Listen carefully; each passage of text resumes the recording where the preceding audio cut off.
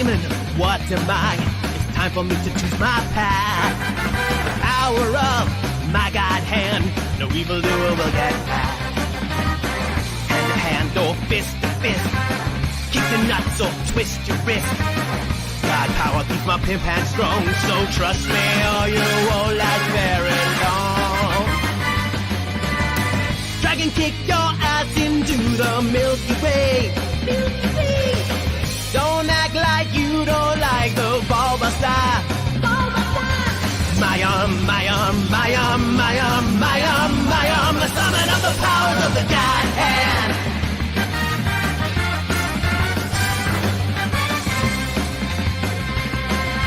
I lost a limb in a fight, but don't worry, babe, I'll be cool. The ultimate power of a god is now my secret. My defenses are impregnable.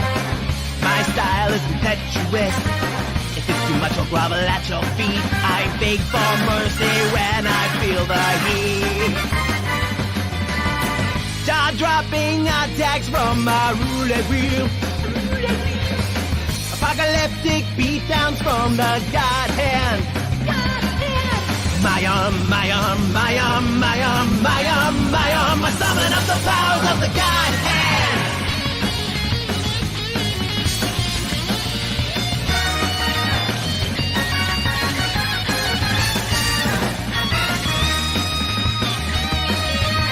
Everybody wants a piece, who's next, don't be a fool. Hyperactive fighting styles, so slick they will make you drool.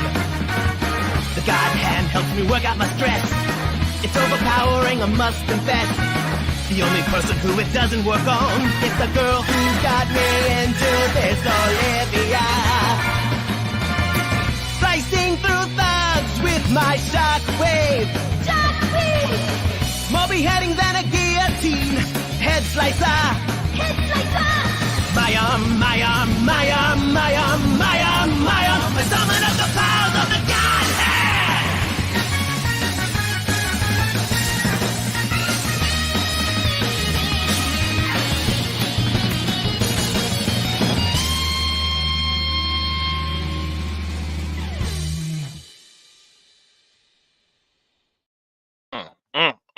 Beautiful music. Hello, everybody. I am your Immortal Afro Josh. You are watching Gaming for the Boys with my co-host H3 The Game. Herb, welcome. What's up, man? It's early day. Yeah, it's early because we got quite a few topics we want to go over, and we're gonna try to go into a little bit deeper detail because it's more of what we've kind of come to expect in the current day industry. And I just kind of want to go a little bit deeper in as far as like what we should, talking about it, what happened, what we could do about it, and so on and so forth as we continue our fight in the modern day culture war. Let's go. Let's get it. All right. So we're going to start off with something a little easy, something that we're like, you don't have to be too familiar with, but we've come to expect it. Boom. Uh-oh. Billy Donuts, Ooh. Lady Justice, unspoiled yesterday. Welcome to the stream. Who would have thought? I know, right? And the funny thing is like, I'm not the biggest Halo guy. I checked out after Reach. And it was Reach being my favorite one, but I played a little bit of 4. Didn't really. At the time, I didn't really have time to get into it, so I can't really say if I liked it or not. But my last, true Halo experience was Halo Reach, and that's such a fantastic game, such a awesome game. 3 was okay. I never really got a chance to beat it because around that time I was getting into fighting games and playing that exclusively. I think my last Halo game was Halo 1. Or Halo 2. Yeah. That's my last one. So, of course, well, none of us are surprised, but let me go ahead and present to you our, let's see, our page right here. So, Halo canceled after 2 seasons. from Paramount Plus. Not Master Chief. No, we all wanted this. This is what we wanted, Josh. I know. Why would it be canceled? Why? I wanted it so bad that I never got Paramount Plus. Such a letdown. But okay, so here's the thing about Halo 2, or the TV show rather. So when it was first announced, of course, by this time I was already kind of convinced that, like, oh yeah, this is gonna be trash, because we've already been inundated with several TV shows and movies within gaming that have kind of showcased how horrible the the modern, I don't know, the industry is when it comes to Halo. Oh, let me switch tabs over here. I'm gonna share this one instead. There we go. Much better. So Halo, the show's producers will look for a new home for adaptation for the video game franchise. Now, try to just take a guess. What what could have possibly led to the show only getting 2 seasons? Just Well, just before I get into that, let me say this. From the outside, on the outside looking in, this show actually looked good. Just looking yeah. at all the previews, like Master Chief looks like Master Chief. The armor looks so dope. That's like, what could go wrong? But if I just had to take a stab at it, I guess the trend with a lot of companies, what they do, they'll take these licenses and they'll take liberties with Mm, the franchises that aren't in line with what the games or whatever the subject is. mm. So uh, they didn't stay true to what Halo was supposed to be. It's my guess. You Uh, are absolutely correct. Because you don't Absolutely. have to be, and this is the unfortunate thing about it, because despite this existing, Halo has a lot of media outside the video games. They have books, they have Yep. animated series. There's like, uh, I think there was a live action. I guess it will count. But when Reach came out, there was a live action interpretation for like some of the trailers and promotional Mhm. trailer, and that's what kind of really got everybody like, yo, this could be a TV show, this could really be something special. And by the time we got it, this is after the culture's been inundated with the the DEI, who, Yeah. the whammon girl boss. And the unfortunate thing is like when I saw like the armor for Master Chief, it made me sad, because it's like, this does look good, but like, you already know who it's really for, Yeah. and who it's really for isn't for the people who love Halo, because and the thing is, the Halo fan bases have really been eating good, so we didn't really need a show, but it would have been nice. Well, You Josh, the thing is, we have to update these franchises for modern audiences. Yeah, that's the key word. The modern audience is like the stupidest thing. It doesn't exist, yeah, but it always. Go ahead. Go ahead. the modern audience doesn't play Halo.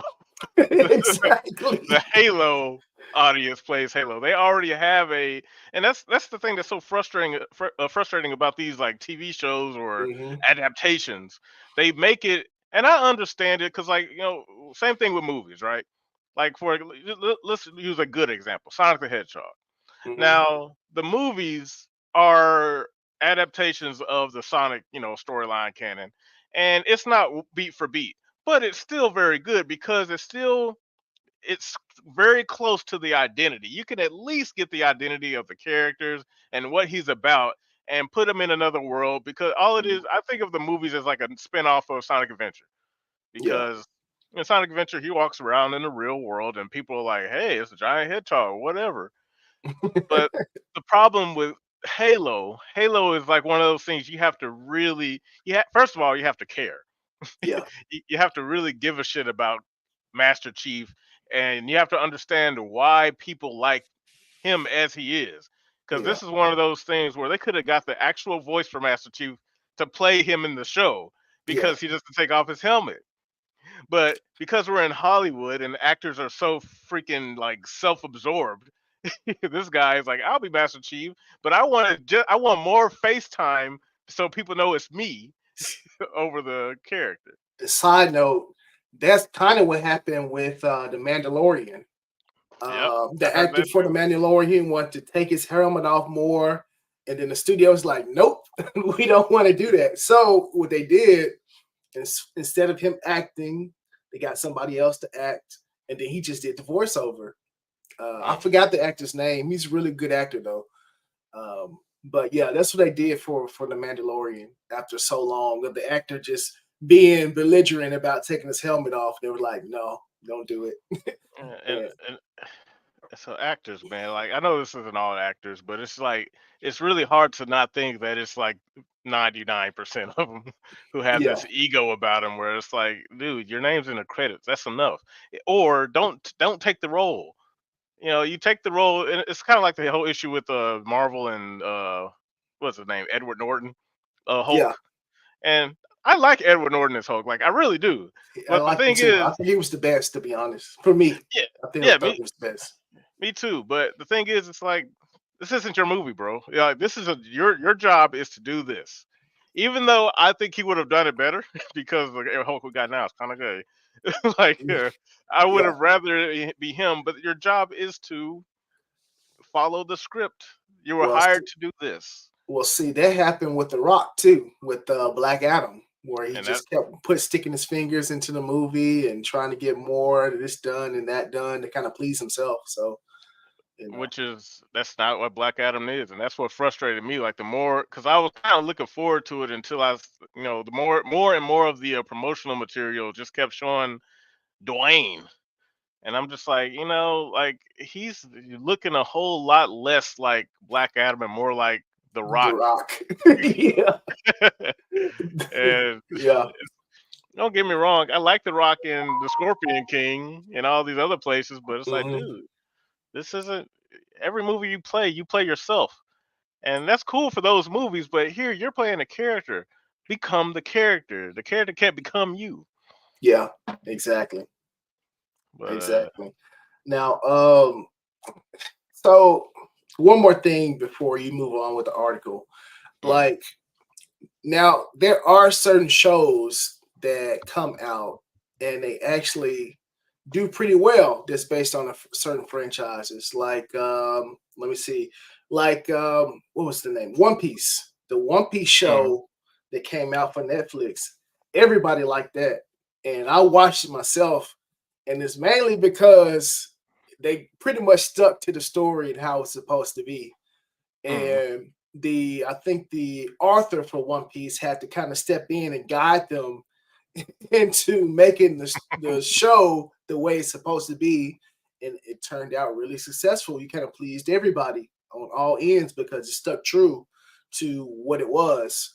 Even The Last of Us, I know The Last of Us got some janky stuff in it too, but for the most part, it kind of stuck to what it was supposed to be. It was true to what it was, and the fans liked it. And just people don't care about the plans nowadays, man. It's all about just doing whatever the hell other people want, and not even staying true to what everything's supposed to be. So Yeah, because I remember hearing that about the One Piece show. Like I never really watched it because I'm not even really into One Piece either. yeah, So, but I did hear that what's his name? Obi o, I think it's uh, Oda or something like that. I yeah. forgot his name, but I know what you're talking about. I know what you're Yeah, I talking think about. it was Oda because I remember hearing that he was like really anal about One Piece, which is I like to Yeah, hear that because like if that's his baby. I would want like I know there's a director, but I want the creator to kind of be like the all-seeing eye over everything because yeah, it's his. yeah. And like I said, if you keep up with One Piece and you either read the manga or you watch the anime, you watch it. It's like it's kind of fast tracked, but for the most Mm, part, it's in line with it's supposed to be. All the characters look like they're supposed to. The story is like pretty much one for one almost with the manga, except for a few liberties. But other than that, they still stayed true to what it was supposed to be. And You don't hear no shit about One Piece getting canceled. You hear no shit about The Last of Us getting canceled. It's because everybody's tuning in. You're pleasing all the audience on all fronts. It's crazy. Yeah, yeah, it seems like such an easy thing to do, especially nowadays with games becoming more narrative driven. And but the problem is I think they'd have an easier time adapting something like The Last of Us over something like Halo, because Halo's been around for a long time and its fan base, I don't know how healthy it is now because 343 is pretty much kind of split everybody off in terms of style. But the Yeah. OG Halo fans, I think, would never respect something like this because, like, and Billy Donuts.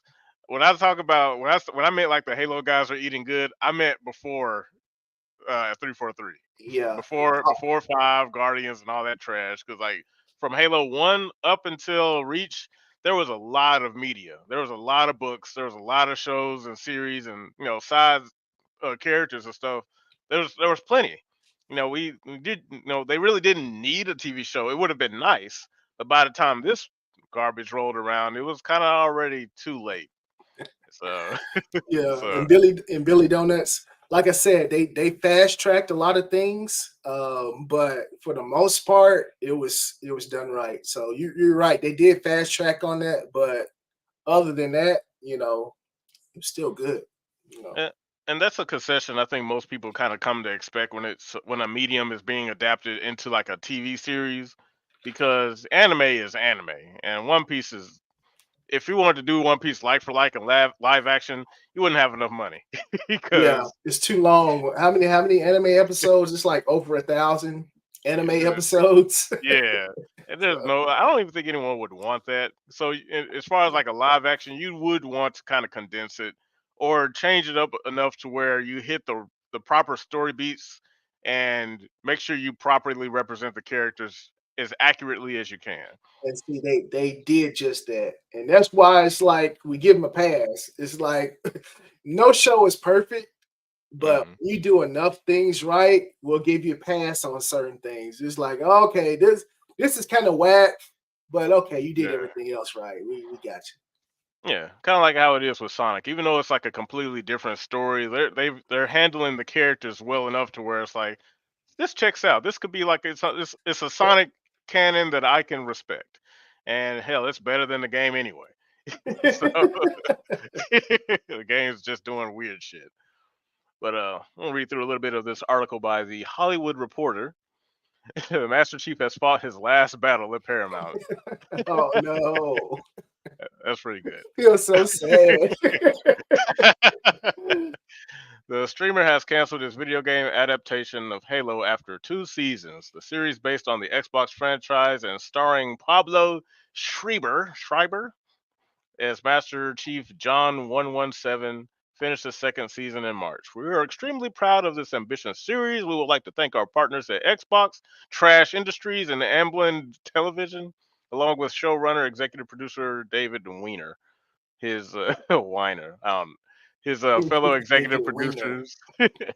Entire cast led by Pablo Schreiber, this Master Chief, amazing crew, still in their work, blah blah blah blah. So it's well, let's see how much did it cost to make this?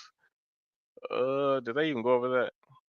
So here's the issue I saw, like when it came to this particular TV series that was really unfortunate. They should have started doing the TV series because this is the show that, cause way back in the day it was rumored, oh, they're gonna make something with Steven Spielberg and blah blah blah blah. But I Mm, think that just turned into this. If it wasn't 343, if it was still Bungie back when they were like hot on Halo before they left uh, Microsoft and went to do Destiny, it probably would have turned out much better because yeah. 343, from what I remember, just from the very jump, like, cause like I had Halo 4, it was on sale when the 360 was like on the way out and the Xbox One was on the way in. Yeah. I got it on sale and played it for about 45 minutes, and I didn't really get into it because it felt really different. It felt very Call of Duty. There was you could aim down the sights, which was kind of uncommon for Halo at the time. Mhm. There was a dedicated sprint button, which was also kind of strange, and I didn't really play enough. I didn't get anything from the story, but you could, from a gameplay perspective, I wasn't too keen on it, but I didn't really give it that much of a chance at the time anyway. Because around that time I built the PC, and no Halo on the PC for me to play. Yeah. But 343 is just a different. They're just a different development team. They didn't really understand how Halo operated. And that was a prevalent issue throughout all of their games for Halo 5 Guardians and inevitably Halo Infinite. Yeah. So it was just it was one of those things that it wasn't meant to be. It happened too late. And Billy Donuts. Such a shame that the show nobody liked or wanted isn't being made anymore. Yeah, I know. So, but normally this is a good thing. But the problem is that we're probably going to get this forever. There's going to be another show based off another game that's going to either be average or propagandized trash like this was. Because there was a lot of stuff in this show that just didn't make sense if you were like remotely into the Halo lore. Mm, And the first being Master Chief taking off his damn helmet. Like, you don't do that. Like, I that's heard about that. yeah, he's the ghost in the armor. He's not a person. He is a walking refrigerator with a gun. And like there's plenty of other characters you can like world build around him for it to work. But no. They were just like, we gotta get these actors their FaceTime and then make some weird plot line involving a chick with the flood and oh boy. That's what I was about to get into. I was about to say, wasn't there like another main character that they probably focused on like more than Master Chief? Well, yeah, more of their diversity hires and women empowering and shit that had nothing to do with the actual game. Just more of their what do they call it? Fan ficking. They were Oh, fan okay. ficking this shit up. Like the Alkalite. Yeah. Oh, by the way, everybody, we're supposed to be doing a. Oh, no. This was your idea, man. We gotta follow through. Follow It through. was, but no. It was a bad idea. Did I recommend it? Well, I don't know if we're gonna do it or not, but We her gotta do it. originally wanted to do a review the first season of The Acolyte. We So, should finish it. We should definitely finish it. 'cause we only in what, episode 2? Yeah, we did 2 episodes, and man, that show is something else, man. Yeah.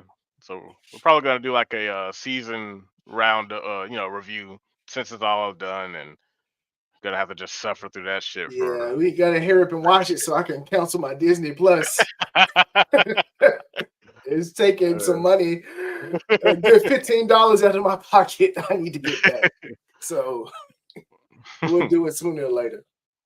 Yeah, but there will be no shortage of terrible TV adaptations of beloved series franchises like The Acolyte and Oh man. Halo. But and I think also isn't what was it, Cowboy Bebop? Wasn't that like one and done too? Yeah, I think that was another show where they didn't stick to what the anime actually was. They kind of took some liberties that nobody really liked. But I might have to check it out just to see how bad it is, but we'll see. Yeah. Well, now that that topic is nicely tucked away, we can move on to our next one. This one I'm pretty I don't mean to be a dick about it, but yeah, I do. I kind of do. Lady Justice knows where I'm coming from. So so recently or a while ago there was like a huge networking security error involving Windows machines. Now, I, as a member of the Linux master race, This guy. this this particular error didn't affect our neck of the woods, but it did in some cases it did. But the biggest issue was Crowdstrike. which is a security company that creates a security software for all the major companies and stuff called Falcon. Apparently, somebody at CrowdStrike made an oopsie while updating or putting out a patch, a security patch, which wounded up hardcore bricking millions of computers Oh my worldwide. God. Really? Oh my God. Yes, and these were like for huge businesses. 60% of all major businesses used this program, and their computers all went down. That's Air, crazy. airports, hospitals, uh, whatever, What? any place you name it. It's it bricked computers, and the only way to get these computers back online was to reboot them 15 times in a row, Wow. or get some type of physical, what do you call it, get a physical thing from Microsoft or whatever to fix it. But the problem is you couldn't boot into the computer to actually use it. Wow. So it's pretty bad. If you That, go to the airport right now, you'll still see some blue screens up there. It bro, that was, is so crazy. yeah, it was pretty bad. And so this is the lesson, which some people may not, there may not be much of a takeaway. The power of one, the power of two, the power of many. Yep, yep, and MRI machines. So here's the That's problem, and crazy. this is why I shield. Shout out to my boy Gaseous Clay, who got me on Linux, who showed me the way. This is why you don't want the majority of the world operating solely under one particular system. Because if something goes wrong, you'll get a situation like we had last week where majority of the planet's services that rely on this one platform, this being Windows, Yeah, shuts down. Now, this isn't just me saying, "Oh, shield for Linux, download Linux." Like, Linux doesn't necessarily have to be the answer, but the problem is the solution is you want to diversify your the platforms you use. 'Cause like I said, don't put all of your eggs in the Windows basket because somebody might come and knock it out the yeah, window, and all your shit's gone. Now, the reason why it didn't affect Linux as much is because Linux only makes up like 3% of the market share, so hardly any platforms around the world use Linux primarily. But with everyone using Windows, it kind of makes that the huge target. That's why so many viruses and stuff are built specifically for Windows, because everyone uses Windows. yeah, If you diversify the market share more, then chances things like this happening become a lot less likely. And yeah, also, there's the value of open source security alternatives versus closed source, because with Windows being the only people would have access to that, you're pretty much trusting them completely with any and everything that you do. And if they, for whatever reason, decide that, fuck it, we're just going to be a little lazy today or not check everything, then you end up with an issue like CrowdStrike. Now, I have a question. So, now, what other operating systems are there in place to even contend with Windows? Windows is just so big and so widespread. Uh, what could compete with Windows to even you know either replace or either take up some of that market share to where it's not like completely dominated by Windows? What else is there besides Linux? I know you said Linux, but There's what else Apple. is Apple wasn't affected by it, even though I hate apples, but they still technically are a very good alternative as far as running your operations. hmm BSOD, I think it is. There's quite a few. It all depends on what you're doing, because most of these things, well, most of these platforms can be utilized if you have the means to, learn how and commit to it. Yeah, Windows is just uh, convenient, and that's the yeah, problem. Because like when the cost goes beyond money, convenience hurts you.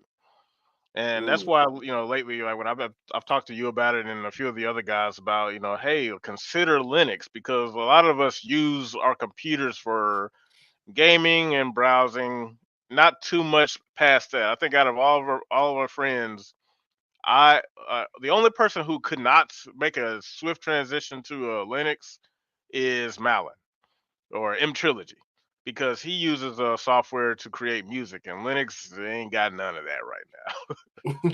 But he's a very niche case where he would be somebody like, yeah, you need to stay on Windows, and because like right now there's no you don't have any alternative for your FL Studio on Linux. Some people Now, have gotten it working, but with the way he uses it, it'd be a nightmare. so I have another question. I'm sorry. I'm computer illiterate. Yeah, so, that's fine. so I know Linux is open source, right? So doesn't Linux take quite a bit of time to implement or set up compared to like Windows? Is there Let- like a version of Linux that's easy to set up like Windows? yes, very. Like Linux is easier to set up than Windows, actually. Really? Yeah, the only thing that's I'll use you for in that case is that Linux is just different. What people Mm, perceive Linux being difficult is really just getting used to a different environment because they're so used to Windows. mm, Now, there are versions of Linux you can use that are similar, but there's still going to be some requirement for you to understand a little bit more about your machine than Windows, because Windows over time is kind of they're really leaning into the convenience option. They don't yeah. want you to use your brain. They want to take care of everything so that you can just kind of give them whatever they want. I'm not sure if you heard about Microsoft's latest what is it called? It's like a snapshot thing with their latest Windows 11 recall. Windows recall. And it's a new feature that's Mm, being implemented in newer Windows machines. It's called Microsoft Copilot uh, P what was it? PCs plus Copilot. And what mm. that is a it is a type of it's a feature that takes a snapshot of whatever you're doing on your screen every so often and saves it in a local file on your computer. What? Yeah, What? yeah. Why? What is the purpose of that? What does that do? Well, the way they're selling it is that they use AI, because I'm sure you've heard that term thrown everywhere. They're Yeah. using AI to kind of simplify your search. So let's say you spent the whole day on your computer and you need to find something and be like, man, that was like 4 hours ago when I did that. I'll just use Windows Recall and type in whatever I might have been looking at, and it'll pull up whatever was on the screen when I was working on it. It's like a Okay. next level history search.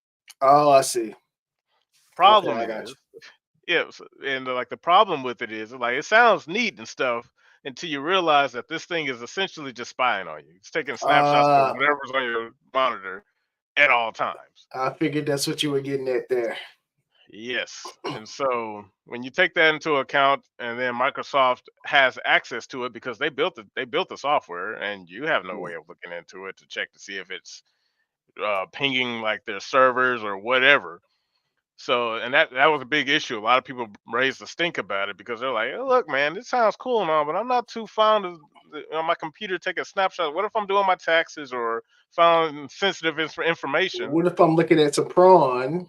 I don't some prawn videos that I don't want you taking snapshots of. See, I don't need you taking snapshots of my prawn. Yeah, somebody come in, hack my network, and they have access to all my snapshots, my passwords, and my medical information, my Yeah, prawn history, my OnlyFans history.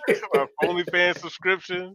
Folks see how much money I'm spending, and it's like, That's terrible. But like what you just said, just raised the eyebrow. Like, what if you're looking at your bank statements or, stuff like that? It's like really sensitive information.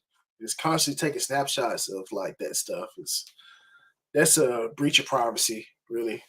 Yeah, and that's one of the things that's why I'm so critical of Windows when I move away from it, because it's like every new version that they update of Windows becomes more invasive and takes more power away from you as a user. And the average user isn't going to do what I do, where they find a script to run through their computer to shut down a lot of that stuff on the back end. But they're just going to be like, oh, whatever. And of course, their machine learning algorithm is learning all this data that could be using your information to feed their supercomputer or whatever. And Terrible. you look up some stuff online, and that's your information. You wouldn't know it. So it's Terrible. just, and that's the problem when the company gets too big.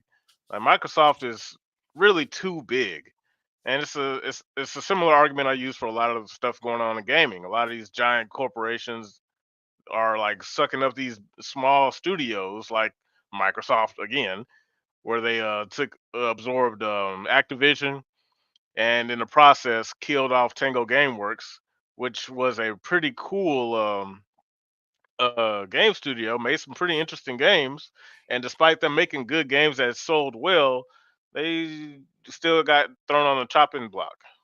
And so it's like, Microsoft is the really one of the biggest problems, not just in gaming, but just in general, because like they have too much influence in how we use technology. Yeah, just a side note, man. I hope a lot of like development companies learn from that, man. Just Well, because you're getting more money don't necessarily mean that you're in a better situation, especially under a big company like Microsoft. Sometimes you just got to do stuff on your own, man. You can't just rely on like these big companies to bail you out. And now your whole studio's gone. yeah, and it's sad because, and I understand why they do it, but I'm under the impression that nowadays we have a lot more access to resources that don't necessarily require us to be under a corporate umbrella. Because Exactly. like another sad case, well, this studio is still around, even though it's pretty much a zombie. I would have much rather it be dead. But BioWare, the guys who created Mass Effect, their first Mass Effect One was made just by them. This is BioWare, but Yeah. eventually EA acquired them, and when that happened, the Mass Effect franchise right down Yeah. the toilet. And see, now you have to answer to a higher power instead of answering to your own power and what you want to do. Exactly. Like you just give up influence in your own. I would rather have three Mass Effect games that are just slightly better, but all look like Mass Effect One, than Mass Effect Two and Three that look much better, play much better than one, but at the cost of the original creator's vision for what they wanted that game to be. Because you could see their grip Hmm. loosening on it as the franchise went on, in the form of DLC practices that they never would have done, Hmm. uh, certain story concepts that ended up being dropped or changed, and it sounds a lot like what happened with the Matrix back when Wachowski's first wrote it. The original storyline had all the well, the storyline that we got was that, you remember when Morpheus brought Neo into the Matrix for the first time, and he's like, "Yeah, all this stuff going on is to turn people into Duracell batteries." Hmm. And so I found out the actual storyline that the Wachowskis wanted to go with, but the studio said like, "No, that might be too much for stupid people brains." What the story was supposed to be was like all these people are connected to generate a neural network for the machines to use. That's why everyone was Hmm. like dreaming in the Matrix. So it wasn't like Oh, I see. farming. Yeah, That makes better sense actually. it does. But we got the battery story. Yeah, because I and think your brain does generate some type of electricity, right? So if you're dreaming, you're probably generating electricity. So yeah, it makes well, not sense. just that, but like it was a neural network in the sense of that it kind of created this massive, like, I guess, virtual reality that people are perpetually stuck in. That's why when Mm, Neo woke up, all that stuff was plugged into him. Like that makes a lot more sense than just like, oh, we just had all this stuff plugging into you, slowly draining you out just to power this thing. It's like you're robots. You kind of got the power thing figured out. Yeah, you can make a battery source. Yeah, like you got flying Squidwards and shit. What are you talking about? But oh well. Supercomputer, you mean Skynet? Yeah. And you could always have Mass Effect Andromeda that looks worse, play worse, and glitchy beyond belief. Yeah, That's a pretty good much. one. Yeah, and it's sad because you can see the decay, especially over a franchise that lasted from the beginning of 7th Gen towards the end. And that's why I always herald 6th Gen as the best, because all throughout 6th Gen, you never really saw a game franchise that was like going on degrade throughout the generation. It only got better. Mm. Like Kingdom Hearts 1, Kingdom Hearts 2. There's some things about 2 I didn't like, but overall it was like a continuation. It was a better game in many aspects, and most people appreciated it. The story continued. The gameplay was solid. What else? Panzer Dragoon only had one game, but that was a fantastic game. Panzer Dragoon, I think it had Mhm. like three, right? It had 3, but only in 6th Gen. I think it only had one. It was a Panzer Oh, Dragoon that's right. Order. Yeah, It was yeah. only on Okay. the Xbox. Yeah, I got you. My bad. Yeah. But when it got the 7th generation, Lost Planet, 1, great. 2, better. 3, died. And it's like so many game franchises died in 7th Gen because that's when the corporate influence took root in a lot of these major companies. Mm. Too much money. But just to It's kind of get always back, about the money. yeah, unfortunately, but just to kind of get back to the whole thing when it comes to like Linux and Windows, you really want to diversify your options. You don't want to put everything into one place, because what this kind of shows us is that we're not ready for a techno future where stuff like we all become so reliant on technology, and then one type of specific technology by one company, and all it takes is some freaking it's jerk face or a bad actor. Whoops, wrong code, Yeah. and the whole I, thing is I want to say to be fair, a lot of the masses don't have that understanding, you know, of like, hey, I need to put my computer on different operating systems. I don't want to say that the masses aren't smart enough, but they're not informed enough, in my opinion, to kind of know to actually, do that type of thing. Us, even me on the lower level, even though I'm not like too computer savvy, I'm computer savvy enough to know exactly what you're talking about and why it's important. But I think the mm, masses, I don't think they just understand that, man. It just goes over their head. Like you said, they just want convenience. So they don't yeah. look into it as much as we do. Yeah, and that's the only thing. It's not that the masses can't handle it. It's just the influence of convenience is always going to be more appealing than doing something yourself. We're Americans after all. Like we chase Yeah. the easier option nonstop. And it's kind of up to like people within like the crowd to at least try to get it out there that yes, Linux is very inconvenient in many different ways, Yes, it but is. you would know. But the trade-off is that you become smarter for it, and you become a more competent end user. Like being able to have more control over you want to control your machine. You don't want your machine to control you. And the whole issues like what happened with CrowdStrike, are a very important lesson as to why, because a lot of these people have no idea what to do. You got all these folks who just work somewhere just staring at the what do I do? Yeah. But I just don't understand why a huge company like Microsoft would need to outsource their security when they can make their own programs for security and things like that. They had the money, and I'm pretty sure they can find the talent to do it. But well, that's so crazy that they would have to do that. Well, it wasn't an issue on Microsoft's part. The problem involving Microsoft is that everyone uses their platform primarily.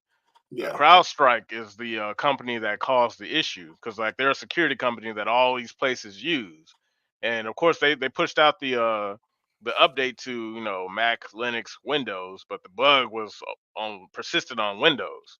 Okay. So So everybody's been using them. yeah, Okay, I got you. I see. yeah, I yeah. I was just wondering, like, man, why doesn't Microsoft make their own security company or their own Well, security program? They had the well, talent to do it, but they have it, but it's just one of those things. Like CrowdStrike is just another one of those major companies that specified exclusively in this. Whereas yeah, Microsoft, their main thing is like the platform Windows. They have security, but maybe it may not be as nuanced as whatever CrowdStrike offers with their Falcon program. yeah. And now I'm wondering now, like, is this going to change anything? Is this going to put exclamation mark on people's heads to where they're like, okay, we don't want our stuff shutting down anymore. What can we do? What can we do better? Do we need to go with Windows or we need to go with Linux or what do we need to do? I hope that at some point, this people kind of wake up to what's going on because millions of systems going down around the world is Yeah, like that is crazy. yeah. Absolutely crazy. I think even some nations even decided to switch to Linux specifically because like outside of just airports and like it affected things you wouldn't even consider, like a lot of modern equipment like lifts and stuff. I didn't know Mhm. that shit used Windows too. What? I didn't know either. Yeah, like those That's machines break. crazy. Yeah. So like now you can't even work. And I'm thinking I didn't know this. I mean, it makes sense now that I think about it because back when I used to work at this warehouse or whatever, I never used the lift, but the lift had it was one of those really what do you call those, like a cherry picker, and Okay. it had a screen on it. And now that I think about it, some form it wasn't like it was a customized version of Windows for these types of machines, I and see. it's not too surprising. Like it was when I first heard it. I'm like, why the hell would you need a forklift to run Windows? But nowadays, it's some type of version, and then the update gets pushed out automatically, and there aren't enough IT guys in these places to fix all these units because it's more than just computers sitting somewhere. We're talking like giant rooms that kind of host the whole back end for example, an airport or a Mhm. warehouse or a hospital. So, yep. That's crazy. Hopefully enough people kind of get the idea after something like that happens. So, Yeah, it's but, too many lives at stake, too much money at stake to for that to happen. It's crazy. yep. But yeah, shout out to Linux Master Race. We the best. It's open. I remember when you first used Linux. It Yeah, I was wasn't. crying. I was like, man, if I don't get this joke working, I ain't playing video games no more. But now it's like you like a master Linux user now, so it's all Yeah, good. all thanks to my boy Gaseous Clay. Boy, he helped me, man. I was about to start crying.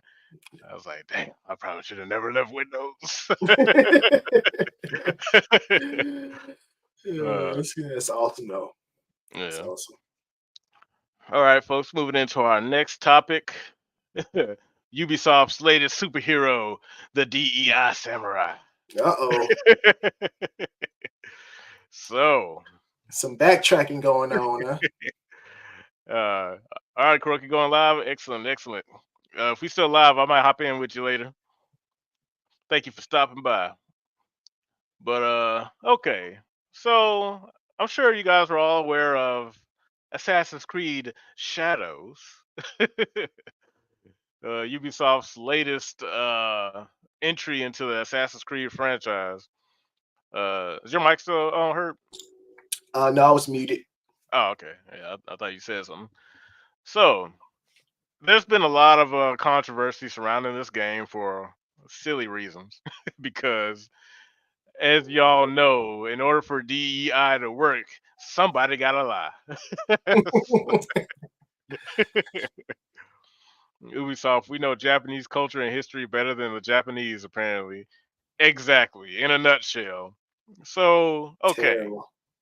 if you ask anybody who knows who the hell Yasuke is, you won't get a whole lot, except for maybe a few people who are familiar with maybe the story. But when this game came out, and it was, confirmed that you would play as Yasuke, a real historical figure whose actual role in history is very, um, we'll say, undetermined. So, and this takes place back in the 1500s. There's a lot of people who know, don't know, and assume to know who this guy is, what he did, and how influential he was as the world's first African black samurai. And in our post DEI world, that means he's Superman. He's the amazing Clark Kent of the land of the rising sun. But as a result of all that hype around this guy who existed but probably didn't do half the shit that we constantly hear about him doing, there's been a lot of back and forth between the folks at Ubisoft as well as potential historical experts who are very conflicted on what he actually did and whether or not his role in the game is necessary, accurate, all Mhm. these different things. So while that's been going on, I'll share with you this tweet from Grums, who's been following the information very closely. Let's see what we So got here. at this point in the story, desperate Ubisoft issues apology to Japan for Assassin's Creed Shadows. On the earnings call, Ubisoft refused to answer if pre-order for AC Shadows were equal to or higher than previous titles. We've got them on the rope. Don't buy this game. Full analysis on this apology later. Reject DEI. They're feeling the pressure. Gamers are turning the tide. Man, these folks be on their ass. They be on their ass like crazy. But go ahead. Yeah. Well, you got to, because there's a lot of people out there that are intentionally misrepresenting the argument that people are making when it comes to Assassin's Creed. Mhm. So this is my favorite. Y'all just don't like black people. Y'all just don't want black. Okay, first of all, this this this weird desire for black people to just show up in places is very annoying. It's Mhm. because no one's saying we don't want black people in video games, because I don't know if you know, but ever since Assassin's Creed 3, people were like, yo, what if we took the story to Japan? Yeah, Assassin's Creed, sneaking around, ninjas, Japan. yeah. It, We've it's been hearing that for a long time. People have been wanting this for a long time. for over a decade. And when you hear that, clearly people mean that they want the Assassin's Creed aesthetic in Japan. So traditionally, every Assassin's Creed has featured a character native to that land. That's why Mhm. people Yep. wanted Assassin's Creed in Japan be Japanese people. Now, the smart thing to do would have been you could have held the same timeline and everything of Assassin's Creed Shadows, and Yasuke could have appeared as an NPC, because Assassin's Creed is known for nodding towards realistic figures that did live throughout history within the game. For Mhm. example, in Assassin's Creed 2, I think they had the artist. I want to say it was Picasso or somebody. It's been a while since I played that game, but the time period he was alive during that time, and he designed Ezio's blade, which was a Yeah, really cool thing. Now he didn't actually do it, obviously, but that's something people appreciated. That's one yeah, of the unique things about the Assassin's Creed IP. yeah. I think it was like, wasn't there like Leonardo da Vinci or something in one of them? Yes, yes, it was Leonardo da Vinci, not Picasso, but yeah, da Vinci. Yeah, Because I still remember the scene where Ezio, he walked up in there and he was like, "Yeah, okay, I need to get a Assassin's blade." And in Assassin's Creed 1, you had to cut off your ring finger in order for the blade to work. And so they kind of looked at that as like, oh, sacrifice your finger as your rite of passage in becoming an assassin. But Da Vinci was like, he was, messing with Ezio. He's like, yeah, come on, let's go ahead and get that finger. He was like, fine. It's like, oh, I'm just kidding. I upgraded it. You ain't got to lose a finger no more. Here you go. Assassin's Blade made by your boy, Leo. Yeah. That's funny. So with that in mind, you couldn't clearly understand why people would take umbrage with finally getting an Assassin's Creed set in feudal Japan, but instead of playing with a fictional assassin or even a real assassin from that time period, somebody like Hanzo Hattori or whatever, we get some nigga who may or may not have been a particular position in Japan. All the information on them is like hearsay, Yeah. possibly could be true, probably isn't true. The information on him is not set in stone. He was a slave purchased by Nobunaga from the Jesuits. He was more of a party trick because Nobunaga was just into that shit. Weird guy, I guess. I don't know. Never Yeah. seen a black guy before. He's like, yeah, I want a pet black guy. We don't know. So for them to take that and make him like the most prominent figure in the game as like one of the main protagonists and fabricate an entire story surrounding him for a game set in Japan where you don't play as a Japanese guy, Yeah. you kind of understand why people are upset because we've only been expecting this game. I don't say we because I fell out of Assassin's Creed a decade ago, but the expectation was that that's the game that they wanted. They've been wanting it since Assassin's Creed 3. I remember it because I was on the Assassin's Creed train back then. I was like, Mhm. yeah, I'm such a freaking weeb. I would love to get that. And only to wait 10 plus years later, 15 years later, and then you get this. And it's just like, Yeah. It's really not true to what the fans actually wanted. You know. yeah. It's like And I just don't understand. Um, it's like just do right. These folks just can't do right, man, to save their life. It's like you got a game that's set in Japan. Just make the game centered around people in Japan. Make it centered around the culture. Get the culture right. Get the history right. yeah. Uh, And these are the but same people who are all about like, oh, culture, blah blah blah, diversity is our strength. And it's like, not really. Because you pick these places that couldn't be less diverse. There are no black people in Japan. Like, and the one black person you got, do you really think he was like elevated to supreme samurai? yeah, they made him Like, like super cold. Like he just the coldest samurai ever in history. and here's the thing. We're not saying you can't even make that game. This could be a game because like there have been other games that have used like fantasy aspects around whatever to create a fictional or over exaggerated the appeal of a character who was real. A lot of the arguments you'll hear from people is like, oh, what about what's that game from Tecmo? Like this is like Dark Souls, but isn't uh So what's that? dark. Um, Or it's a Souls like rather. you are talking about man, it's on the tip of my tongue. I know what you're talking about. Yeah, With I the thought guy, about it's a because it stars like a white guy with blonde Ne hair. yeah, Neo. thank you, Was it Billy Neo? Donuts. Yeah, Yeah, it Neo. was Neo. That's it. Yeah, so from what I've heard, that is a real guy, but clearly Neo the game, that stuff didn't happen like that. He wasn't like killing demons or whatever.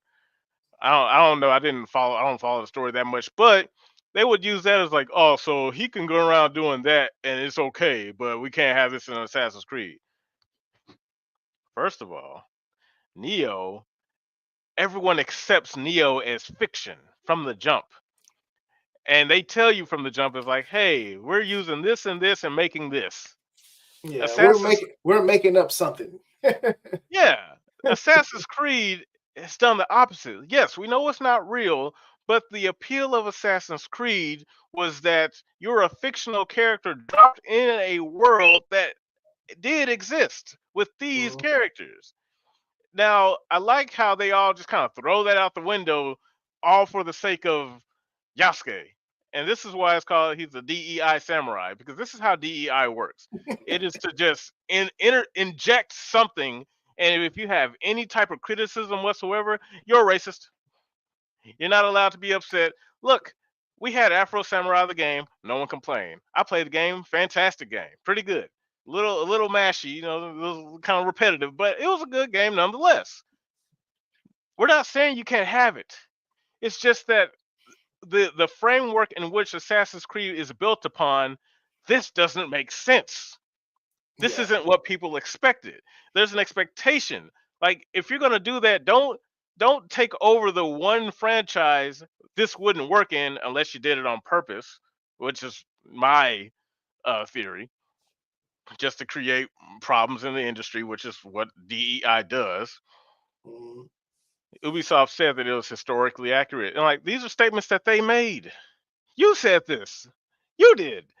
Now look, okay, Yasuke actually existed. Okay, then how come everywhere you look about this guy's feats or whatever, are none of it's consistent?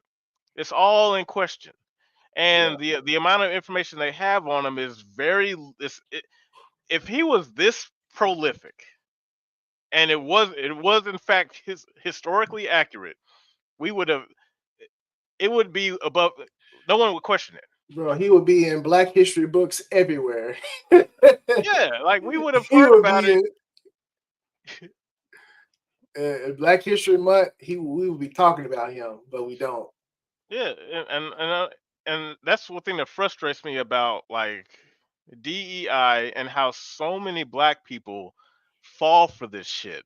And this is historic. I think I told you a while ago about Manning Johnson and the book Color of Communism and Common Sense, where in that book he highlights how communists take advantage of black people to get them to fight their wars.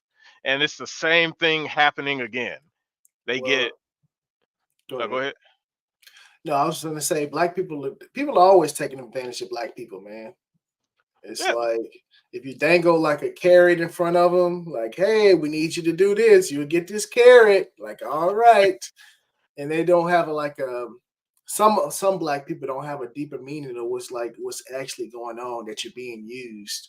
It's like long as they get what they want in the end, they don't care if they get used for a certain thing. And it's crazy. yeah. Even if what they want is bad for them, it's like you can't see past the carrot, but you also want to simultaneously be upset about how you're treated and never taken seriously. Like, can you see why you aren't?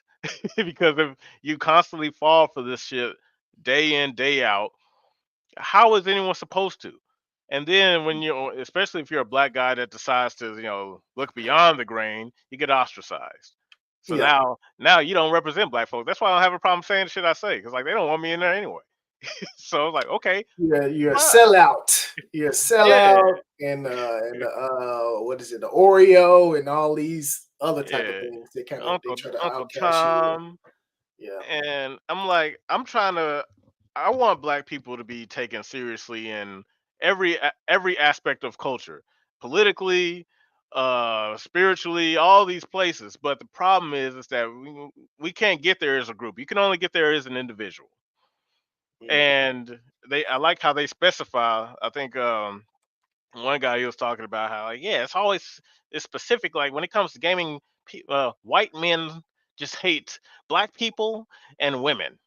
And I'm just like, can you name a more annoying group when it comes to this stuff? When it comes to anything black related, black people get all in an uproar. Or every time you see, like, like Black Girl Gamers, it's a page on Twitter, Mm. also backed by communists, and it's just like, yeah, I'd be sick of them too. It's like, this is women and black people, and it's like, I'm sorry, like, yeah, but it doesn't count me, because I've already been kicked out of the group, so I don't represent them no more, I guess. And Yeah. they always conveniently have a finger to point, but here's like the long and short of it. Japanese people, obviously, being Japanese, turns out they have an issue with this. That's why they're going on this apology tour to either like break even with their investors because oh yeah, let me show you this. Yeah, this is very very telling. Boom. Oh no, not my stocks. No.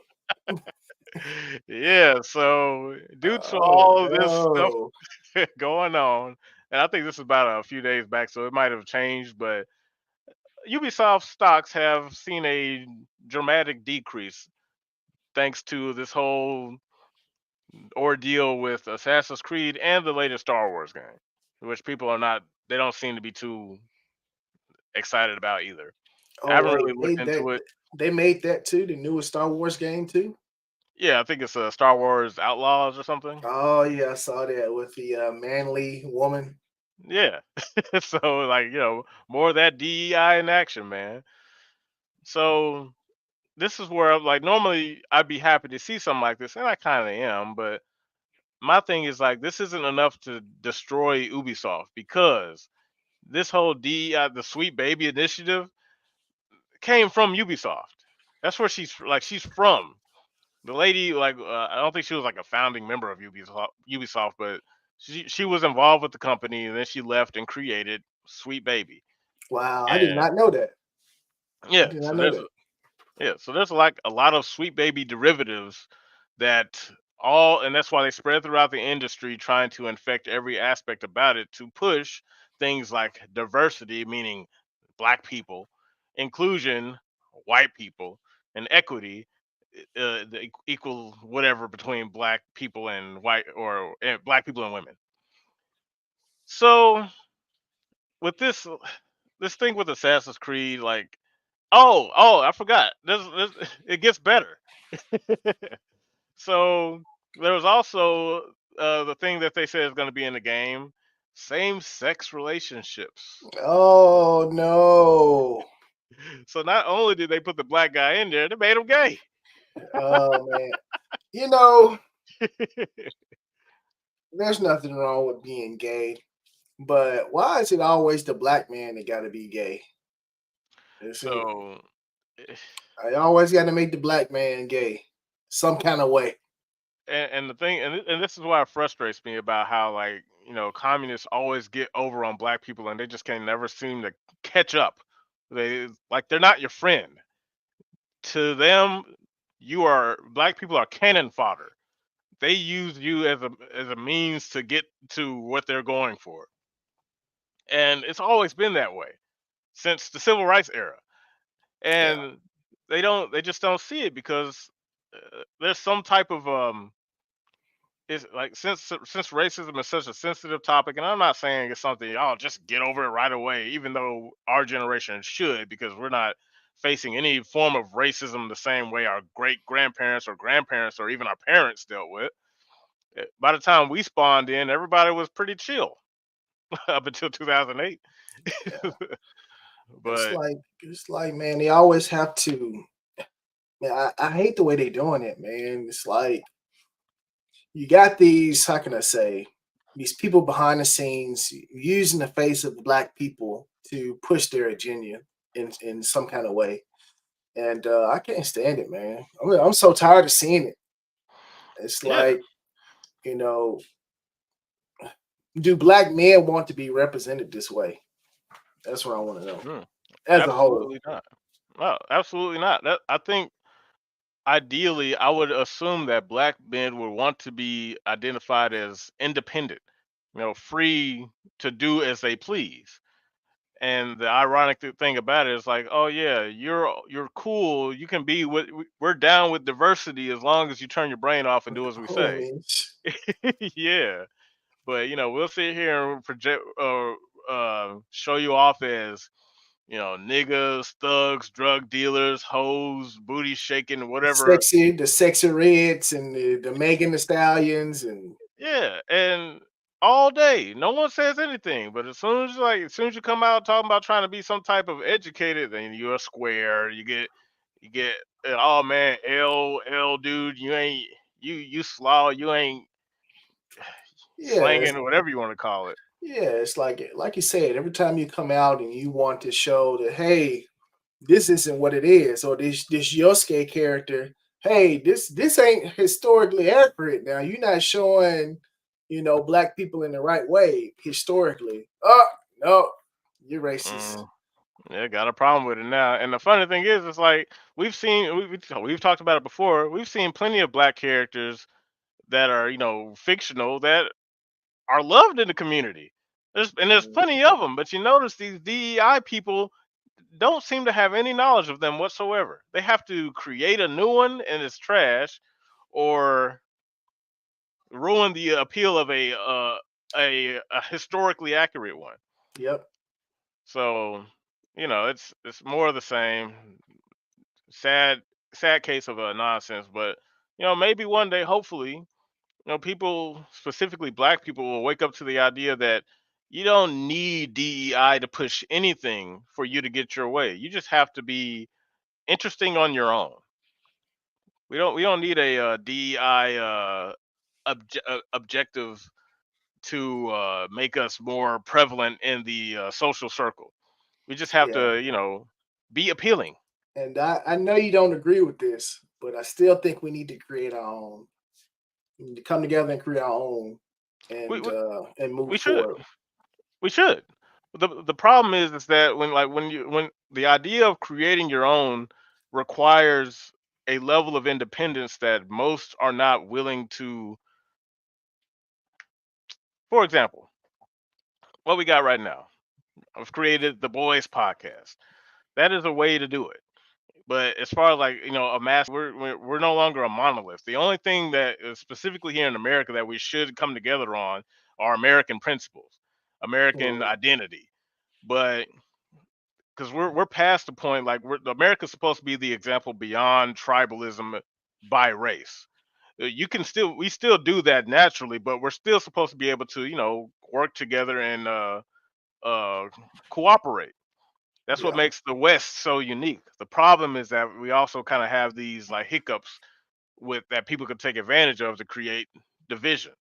yeah, and that's the craziest part. I think division and people trying to keep us divided is ultimately our downfall when it comes to a lot of things. Yeah, because it's hard to bring down a group of individuals. It's very difficult to do that. You can bring down a group of same minded, like, because it takes very little to like get under their skin or to cause division or whatever.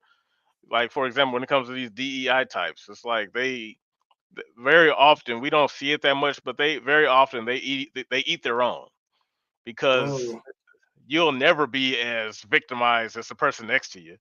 It's like, I'm black, but she's black and a woman. Oh, wait, but the guy next to her is black and a trans woman. And it's like it just It keeps going. yeah, and it's like there's no it's like a house of cards. Yeah, they're huge in number because they have this, mind virus mentality. And they all work together to gang up on somebody who is not in their group. But separately, these people have no backbone. By themselves, they are completely vulnerable and meager. I They have no agree. power. So yeah. I agree. So, what are your final thoughts on this? Do you think that going forward that the Japanese community is going to accept this, or you think they're going to shield or change, the game for the Japanese people, or is it just gonna let it rock the way it is? Well, like, there's no change in the game. I'm pretty sure the game's gonna come out and still sell reasonably well due to the fact that it's Assassin's Creed. Like, it's one of Mm, the unfortunate, realities of a franchise that's been running this long. There are more people who don't give a shit about it and just want something to play than there are people legitimately bothered by it. Like, yeah, for example, like, take somebody like me. Like, I'm complaining about it, but when's the last time I bought an Assassin's Creed game? They already not getting my money, yeah, and their game isn't even worth pirating. So like, y'all can have that shit. Now, it will make for an interesting, release week, because all the fake Assassin's Creed fans that just materialize out of nowhere since this shit broke. They're gonna play it for like a minute, and pretend to be impressed, because the problem with DEI is that it really appeals to no one. Yeah. Like, no one Well, really cares. we know that when the articles come out, man, it's gonna be the best game ever because it has a black man in it and he's gay. And super gay. The gayest black man, and that's another thing I find funny. A lot of my friends on Facebook, I they have gotten really quiet when it came when the information about him being potentially gay came out. I was like, oh, what happened to your idol? Your perfect Yasuke. It's like there's a lot more anti-gay sentiment among the allies than they'd like to admit. Because like at first they were like, "Oh yeah, Yasuke, y'all just bad. Y'all always hating on black people. Yasuke might be gay." Uh, Oddly quiet. Yeah. Yeah, very interesting. Yeah. It's almost like you're full of shit.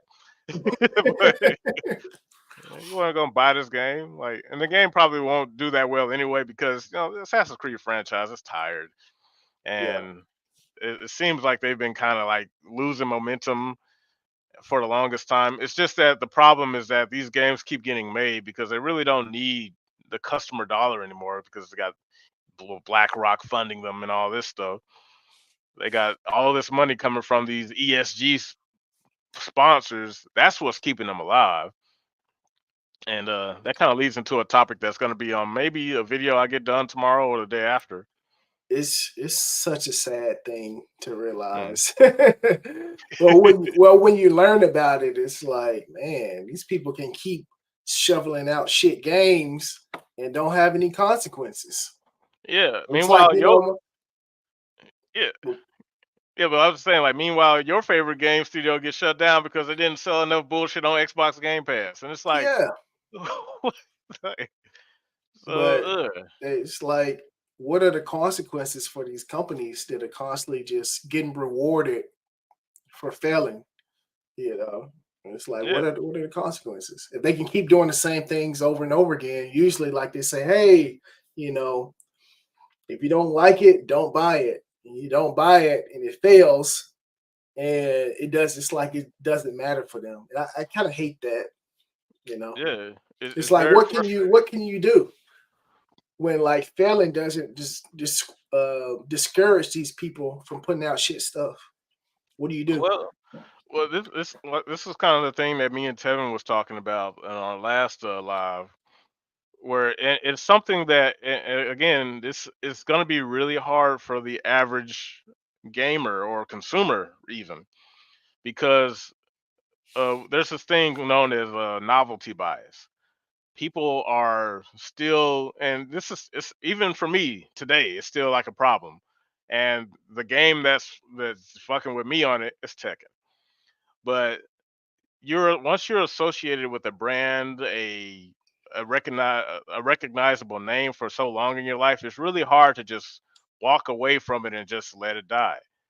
Yep. Like for example, like I said, Tekken is dead.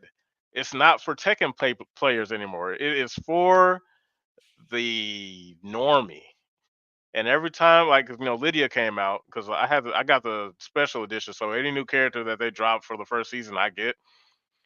So I turned it on just out of curiosity. I re-downloaded it, turned it on, looked at Lydia, and before I could get into the menu, boom! Visit the Tekken shop.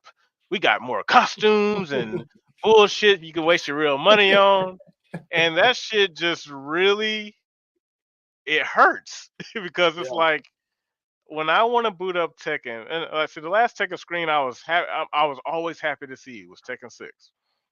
The only thing there was your character that you put there and the customized outfit that you put on there to see Elisa just sitting there looking all cute. And I'm just like, man, I can't wait to play with Elisa. Can't do that no more. Now you get inundated with the latest updates from the Tekken shop. And Mhm. it's like, I hate ads. Even if I already bought the game and now you're asking me to spend more money on the game. And then behind that, of course, the way the game plays, which I guess I could get over, but it's just like it hurts me because it's like Yeah, I know how this game is supposed to play. But every time I look at it, it looks better. All the add-ons and balancing that they did, the game is less stupid. really. Yeah, you can sidestep the rage, whatever what is that shit called? What's it? Heat burst or heat Yeah, something? Heat something, whatever it's called. you can sidestep and parry that shit now.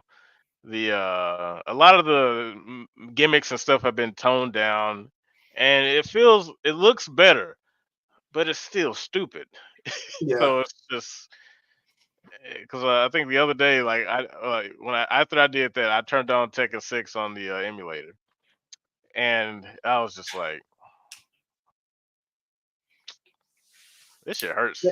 Yeah. This shit hurts. Tekken 6 is still my favorite Tekken. Yeah. Man, Billy Donuts, like yeah, all the Ubisoft games you need, Rayman 1 through 3, Beyond Good and Evil, Evo, Beyond Good and Evil, and Rainbow Six Vegas. That's the thing right there. Like all the best games these companies that have been alive for so long have made, you have access to them right now. And if you're not going to bother getting them, then you're in no position to complain when they pull the trigger on shutting down your ability to get that stuff. Because the Ubisoft of today isn't the same Ubisoft that made Rainbow Six and Rayman back then. Same thing with Capcom. Oh, all right, woof. I'm glad. Hey, we got one more to put on here, y'all. Uh-oh. I just remembered that. Hold on, but you guys go ahead. Something her. I gotta find it. I was gonna say you're not gonna talk about my Capcom collection, are you? No, not the collection. The company, the company that making your Slough collection. Dude, what did Capcom do now? Just take a guess. Just guess. Is it another remake? Nope. Oh man. Oh man. Capcom can do no wrong, Josh. Uh-huh. Sure they can. Capcom can do no wrong. What did they do? This is the greatest company ever. Well, they were. No one ever uses the proper tense. Everyone's like, they really believe that the Capcom of today is just as good as the Capcom from 30 years ago, 20 years Yeah, ago. yeah, it's definitely not. Okay. Oh my goodness. Y'all ready for some more fantastic news? Oh my Okay. god. Let me update the Don't banner. Capcom could do no wrong. So why do you like Capcom? Let's start there. Why do you like Capcom? Me personally, Yeah. What uh, about Capcom do you appeals to you? so I think Capcom has made some of the best fighting games ever. Uh, especially when it comes to arcades and consoles and uh, some of the best beat 'em ups. So they got a lot of classics and iconic characters that have been made throughout the years that you can't forget. You can't forget Ryu. Some people don't even play fighting games, but they know who Ryu is. They know who Ken is. You know, Mm, it's just they've made some of the most iconic things ever in gaming. mm. So you know, Well, and why it's why why do you think they were so good at that? mm, if I had to guess, um, back then I don't think there were how can I say, too many hands in the pot. They kind of let people cook and create things that were cool. Things were just cool back then. Would you agree that them being primarily Japanese is what fueled a lot of that cool factor? Yes. Mm, okay. No, Capcom lives. We got our Capcom collection now. Uh-oh, what is that?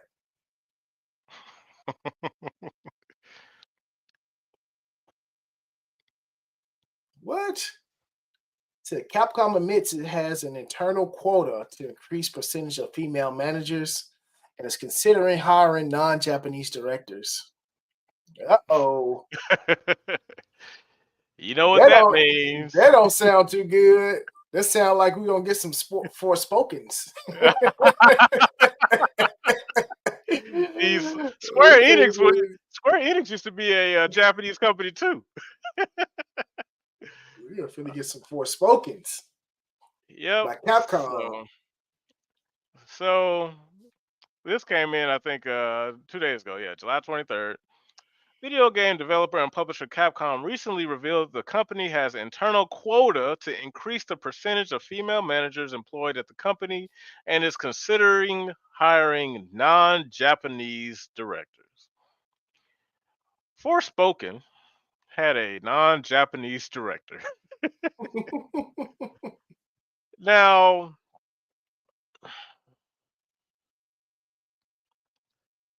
this is more of that DEI shit because DEI doesn't mean hiring the most qualified person for the job or with someone with the most merit. I like Capcom games because they're Japanese. That's one of the, like, no one from the West could ever make God Hand. No one. The closest they got was Gears of War, and that was ripping off of Resident Evil 4. Another masterpiece made by another Japanese motherfucker. So Yep. the Japanese have they have a different approach to gaming that the West used to be able to approach, but we've dropped off of that almost 2 decades ago. Mm. We haven't been able to do anything cool like that since. But Japan has always been consistently from the beginning. Like they've always had an aesthetic that makes their games Japanese, and because of that, that's what drew us into it. You know, the Japanese are like the forefathers of modern gaming, game design, and appeal. So when you hear stories about like, hey, how did Devil May Cry come about? Oh, well, they were testing some shit out for a Resident Evil game, ran into a glitch that made the character jump really high. They were like, yeah, let's put this on pause and move it to the over here. And then they came back to us like, why don't we just make another game where this really cool dude who could just jump high and do cool shit? Mm. Okay, what's the model we're using? Well, we're using Leon from Resident Evil 2. Let's color his hair white. Make him Dante. Yeah. Dante is born. That's literally the story of Dante. He Really? is, yeah, he's Leon. But like when they were creating one of the next Resident Evil games, a glitch made the character jump up really high, the jump that Dante has in his games, Yeah. and they created an action game based off it. Because you remember the earlier Devil May Cry's had fixed camera angles, just like Resident Evil 1 and Oh 2. yeah. You're right. You're right. You're right. So Japan has a very unique uh style that makes their games so fun to play. But when you start doing stuff like promote ESG initiatives based on SDG goals of creating a sustainable society and strive for bullshit. Yeah. Yeah. It's just normally Japanese. We go to Japanese games when we don't want the influence of American culture. I mean, American culture is influencing everything, but when it comes to a design aspect, sometimes in the American culture they don't want you doing this, they don't want you doing that. But Japanese culture or their games, they usually do things that are outside of the box Hmm. or that's cooler than what American developers would want to do, in my opinion. Yeah, and not only that, it's how they interpret American stuff. Because like, it's not just that like our influence is worldwide, but how they perceive our influence is even more unique and interesting. For Yeah, example, Metal Gear Solid Rising.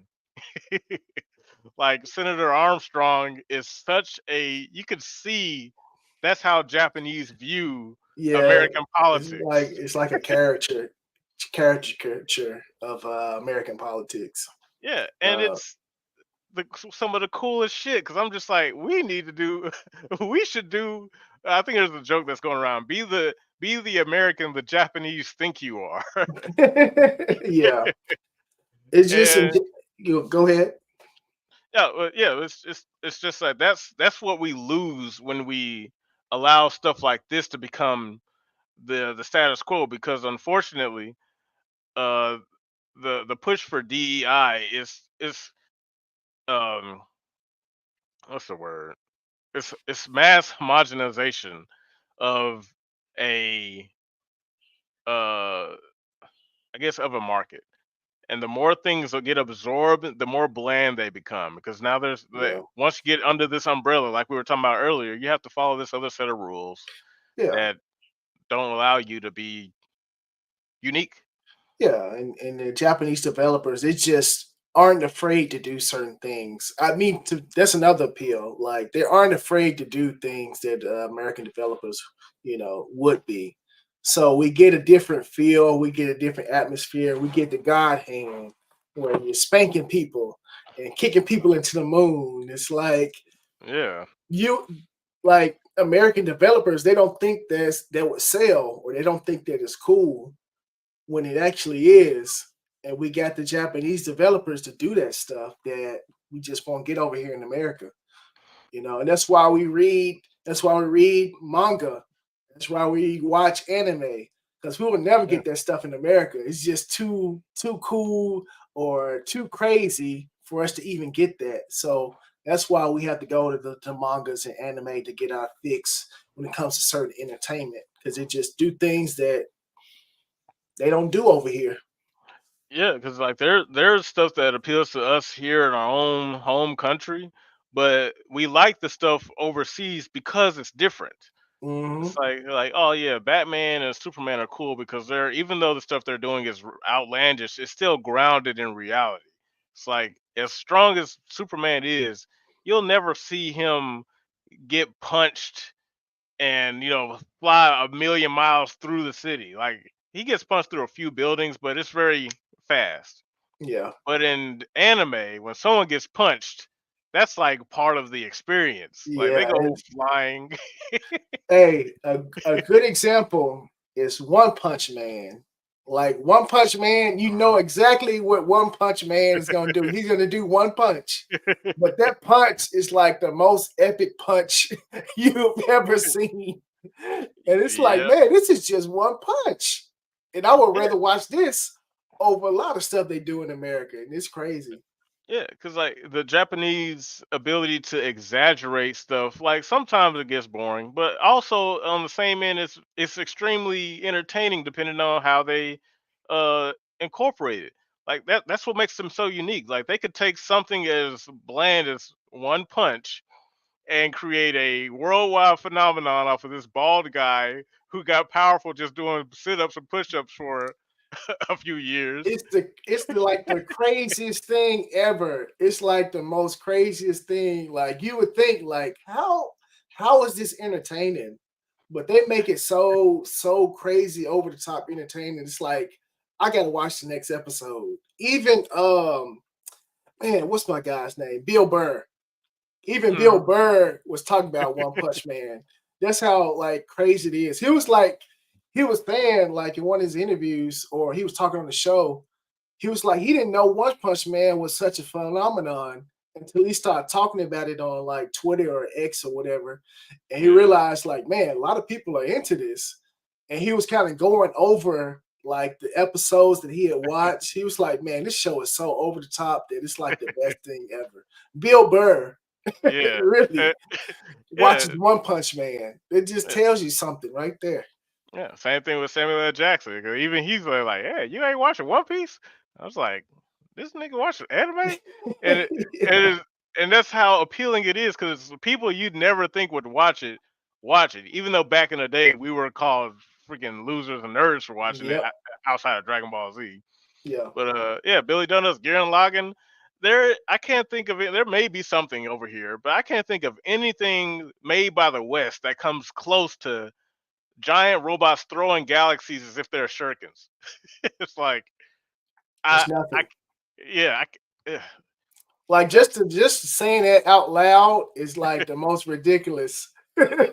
Yeah. But it's like the most entertaining thing, and that's like the stuff that's outside of the box that we get from Japan that America could never watch.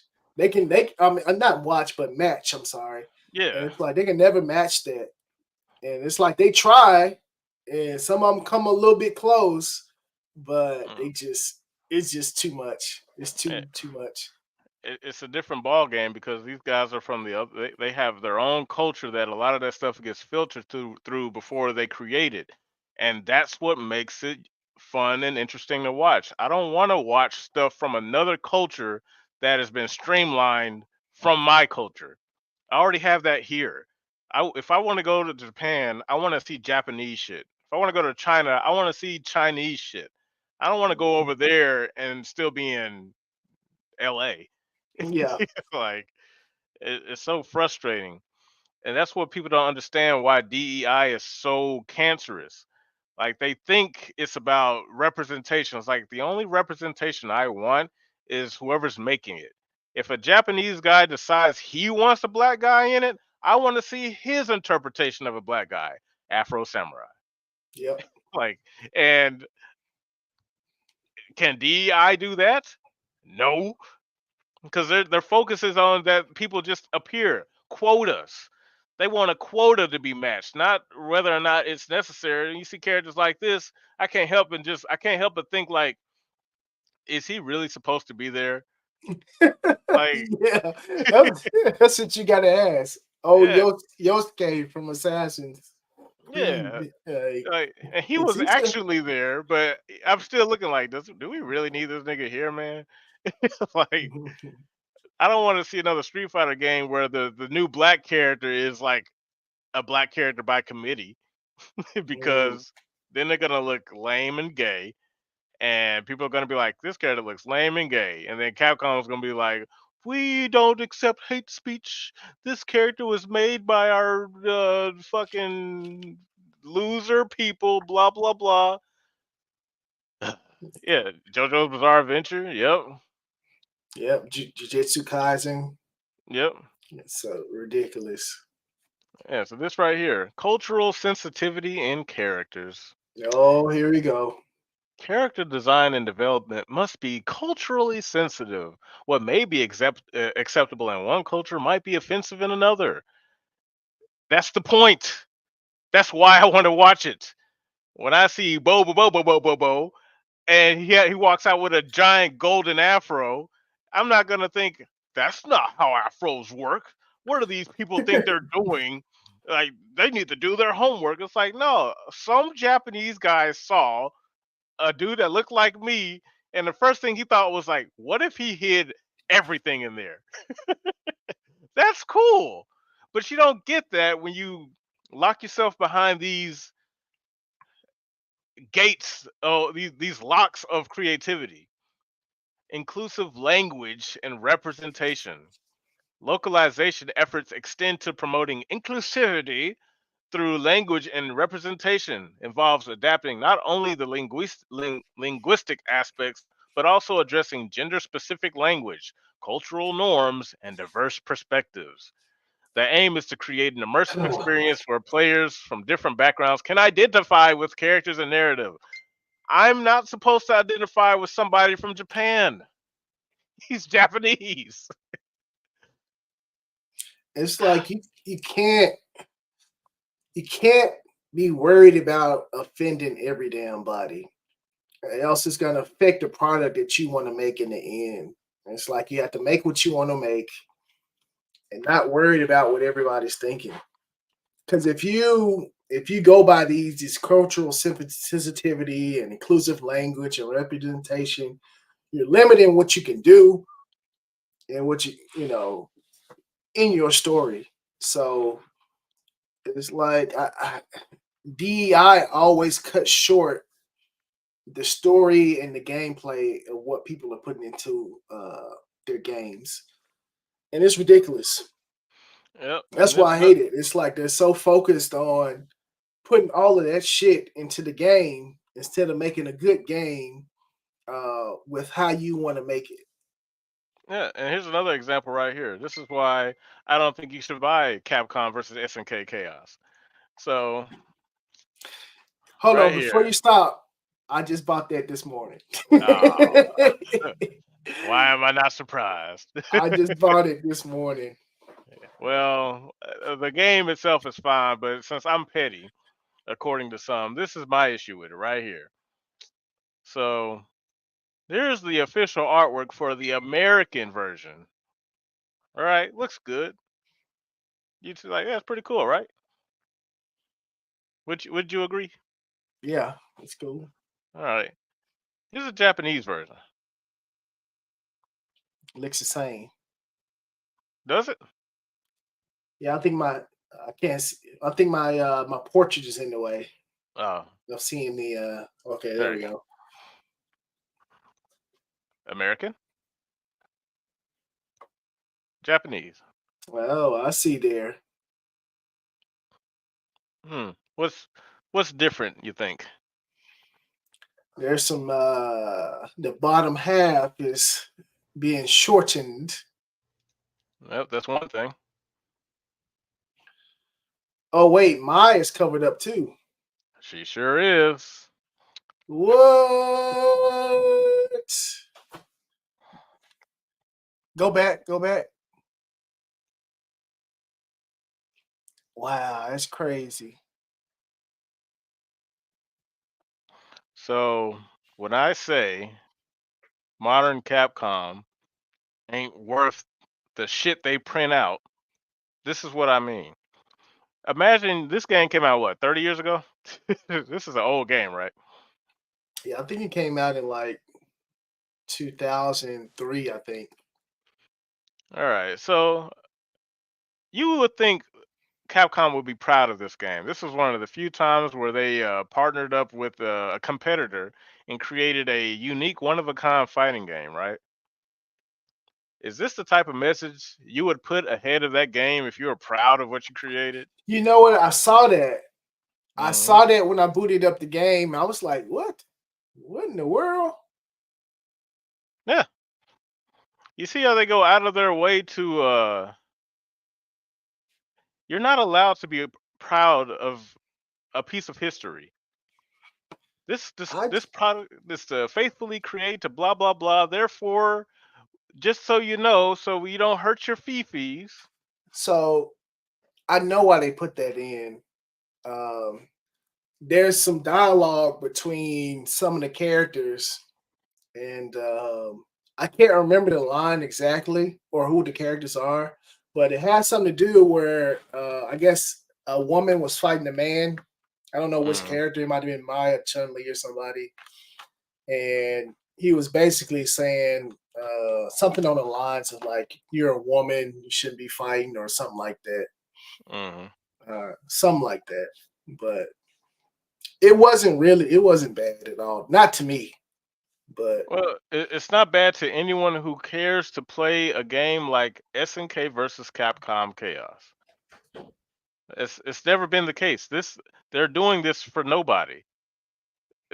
The goal is to just attack and harm the industry that we brought into prominence because we appreciate it. It's like this is the identity. These are the identities of the characters that these people put in all this work and effort to create.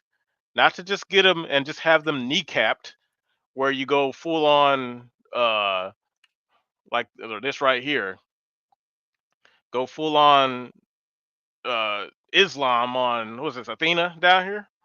yeah. Yeah, she's got to cover up. She can't show off anything. Like, dude, she's a goddess. She can do whatever the fuck she wants. But nope, we care about women. We care about women's rights to never be seen. DEI. Oh my, she no, you can't be proud of the fact that you are a very attractive woman because fat bitches exist. So to me, because when I saw this, it's like, look, I want to support games. I want them to thrive, but I'm not going to give money to a company that is too insecure about their past, appeasing people who never gave a fuck about games in the beginning It's Mm-hmm. like I'd rather pirate it. I'll download the game from the PS2 and play that one because Dang, that's y'all. crazy.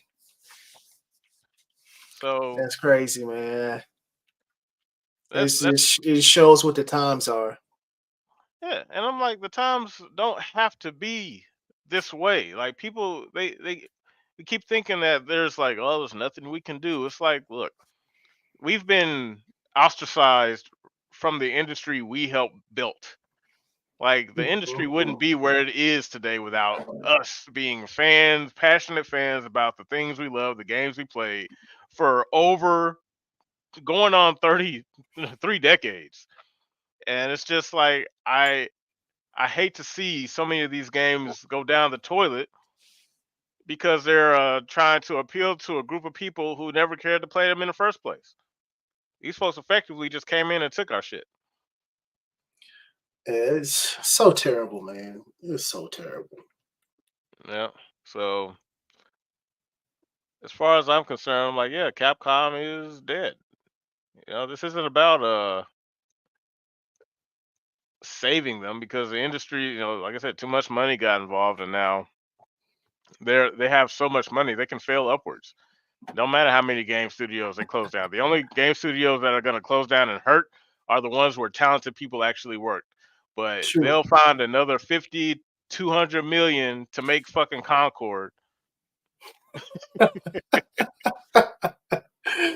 It's like Oh that my money could have god. that money could have went to like a program for the independent indie scene to like get on their feet. Nope, fat black Guardians of the Galaxy lesbians, because that's what we want. We want that so bad. Oh Don't you my want god. robots with pronouns? Come on, man. Who wouldn't want that? So Well, hopefully, some of these companies learn their lesson, but the times are just so different now, man. yeah, and I really do think it's gonna be up to like uh assholes like me to try to find a way to galvanize a new uh a new we have TF2 at home. Yeah, we do. But galvanize like a new generation of gamers so that like younger gamers unfortunately don't have the privilege of knowledge that we had coming up because like we've experienced the highs and lows of the industry, and right now we're on a very deep low. Yeah, But yeah, but the information is out there though. Like the information of a better time we have. So I think it's like it's our responsibility to try to like lead uh a new course within gaming away yeah, from this type of shit. yeah, and that's why I appreciate shows or platforms like yours that inform people about these things. 'Cause I think a lot of people just really don't know.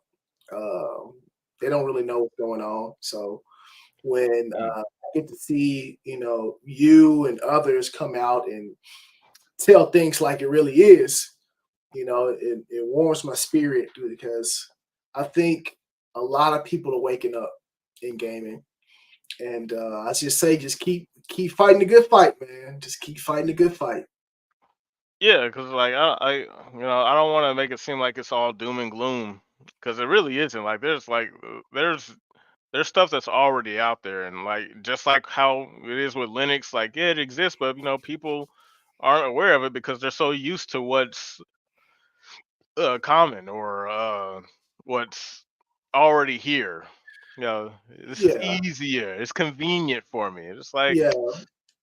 And, it kind of reminds me of something that you said a long time ago, where things have to burn down for people to wake up. Yeah, it's And like that's what happened with the whole Windows thing. Like the whole world got destroyed. It was like, oh, we need to do something. yeah, maybe it's not a good idea to just kind of assume everything's gonna work. It's like, yeah, but Yeah, what happens when they like that's the catch 22 of convenience, because the people that give you all that convenience can take it away, yeah, and then you're just sitting there naked, exposed and vulnerable. yeah. And so that's the good thing about what's happening. Like a lot of things are burning down. The gaming industry, computer industry, and it allows for us to kind of talk on it, to speak on it, because we have examples to show the masses what's Mhm. going on, so we can better explain. Okay, this is why this is happening. That is why that is happening. You see it. All right, now it's up to you to make the choice on whether you want to believe it or not. But Yeah, we have the proof. It's like yeah, you show the proof like almost every show. This stuff yeah, is going on. It's like we're not just up here talking and being crazy. It's yeah. like we're not like tinfoil hats and UFOs. Yeah, It's we like, got pictures no, of the we got UFOs. yeah, we got pictures of the UFOs, we got articles, like you said, like millions of like platforms shutting down. It's Mhm. like, Yeah. it's the truth. And like I said, I'm just glad that, you allow me on this platform to even talk about it, Yeah, So yeah, because it's like it's one of those things. Like, I don't want people to get into the idea that it's like, oh well, it is what it is. It's no big deal. It's like, it's never a big deal until it happens to you, and then when it happens to you, you're gonna be like, this is outrageous, and everyone's gonna be like, why are you screaming? It's yeah. like, It, I see, like, it's like what Cross was saying, like the last episode we have. It's like, people, they kind of talk against you, like you're not making any sense, or you're not well, this you're isn't real until, like making you it said, up. yeah, you're making it up until it happens to them. They're like, oh yeah, oh well, I knew all along. Like, no, you didn't. No, Yeah, you like, didn't. why you? Yeah, you got a lot of kicking, man. Like, I was ignorant at one point too, but it's like I think Yeah, people we are, all are were. they're too afraid of being wrong. Like, this Yeah, society has created like next level narcissists where they just cannot bring themselves to be like, you know what, I was wrong. It's yeah, like, dude, being wrong is a privilege because now you get to learn. You get to broaden your horizons and increase the storage capacity of the world's most powerful supercomputer, the brain. yeah. But folks will turn on Windows 7 and call it a day. Yeah, man. It's funny. It's very Yeah, but yeah, Billy Donuts, like that crazy taxi. It's like, hey man, like, look, we come from a golden era, and we need to stop taking that for granted. Like, gaming has already peaked. People are just like being tricked by all the graphics and shit now. It's like, dude, all that shit, horse shit, garbage, unnecessary. We yeah. need to go back when we had a light gun shooting the damn birds out the jail. That shit was tight. Yeah, you got that no more. Yeah. Over but Oh man, I was laughing to myself because I was thinking about the last episode, and then you was brought up Crazy Taxi. He's like, "Man, it turned Crazy Taxi into an MMO," and I was like, "No, I don't believe it." No. I was And like, then you had to bring it up. Here you go. Like, oh, I was wrong. don't take my word for it. They proud of the fact that they turned this shit into slop. They I can't am wait. wrong. I have learned my lesson. Yeah, and there's gonna be plenty more behind that because it's like, Yeah, hey, it's yeah, like, look, hey, don't feel like you gotta not buy or whatever game to appease me. I'm just a random nigga on the internet. If you want that shit, you buy it. But just try to know, just try to understand. And if you ever get to a point where it's just like, you know what, I want to be involved with the a better tomorrow. Join, join the boys, so we can make gaming niche again. subscribe to Like, the Immortal Afro. Subscribe. Yes, subscribe, give me money. But I Cash out really, below. because like I really do think it's gonna be a thing of yeah, I don't want to destroy the industry. The industry can destroy itself. But what I do want there to be a new one that conforms to a an ideology that mimics that of the the before four times, because the advent of of online really opened the door to a lot of unique stuff that could have been great. It just got taken advantage of, and we had no way of knowing what direction tech was going to go, how DLC was going to change the game. But a lot of the stuff that we did have, I don't know if you were there for that, but when the original when the 360 launched, Netflix was an app on there, and they used to have this thing called like Netflix like party chat or something, and it was so cool. Like, to me, I was like, dude, Xbox Live is totally worth it. I would have paid it forever if they kept it. But what it was is, if you had a gold subscription, you could use the Netflix party, and what it was an actual room. It was like a theater, because you had your little Mii's, the little rip off of the Mii, and you Yeah. can invite your friends to come into the theater and watch the movie with you. What? That's crazy. It, I didn't even know they had that. That's yeah, hold on. crazy. That's I got it. that's like a really good idea, actually. Yeah, and it's like you would think that it's like, dang, what happened? Like, where did it go? But oh, let me try to find it. Like, it was, it started to be flying on Twitter, and it's like, man, how do I get back to it? But you know what? Matter of fact, I'll probably just show you. I'm sure somebody got a video on YouTube somewhere. Yeah, that is a crazy idea. How many people could you invite at one time? I think the party was like up to four, but maybe four or more, and you were all sitting in the theater watching a movie. It was like, it was Yeah, the coolest shit. I haven't. I've never seen anything like that before. Oh my god, it was so cool. You It said what was was it called? uh Netflix party chat. Okay. I'm trying to find a video where they show like exactly how it worked. You go how Yeah, you watch the movie in a theater. Here you go. Oh, it was so cool. Herbert, it was so cool. If they it brought sounds that cool, back, dude. if they brought that back, dude. But I'm like, well, hey, don't bring it back. I want to bring it back on my new console. 'Cause that shit was amazing. Okay. Oh So wow, that's crazy. yeah, so you could do a party.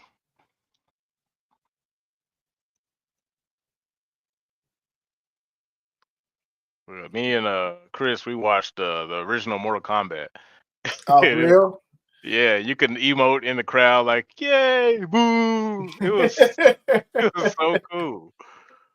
that is cool.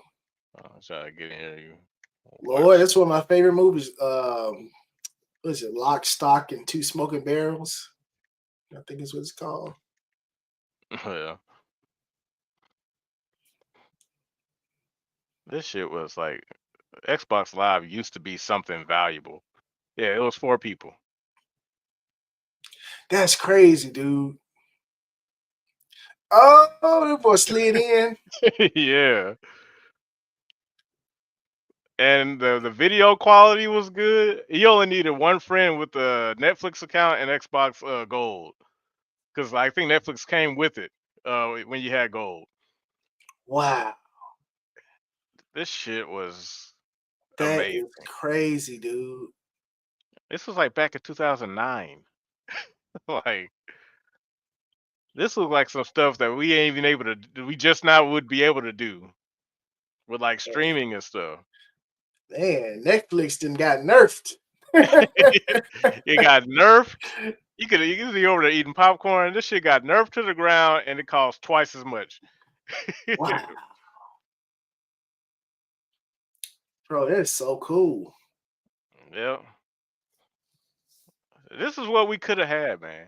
I like to think that somewhere around it was 2012 was when somebody at CERN flipped the switch at the wrong time and sent us down like an alternate universe path, and we just lost all the cool shit we would have had. It's just like, bro, that was like a genuine, like, you know, the next generation of six gens.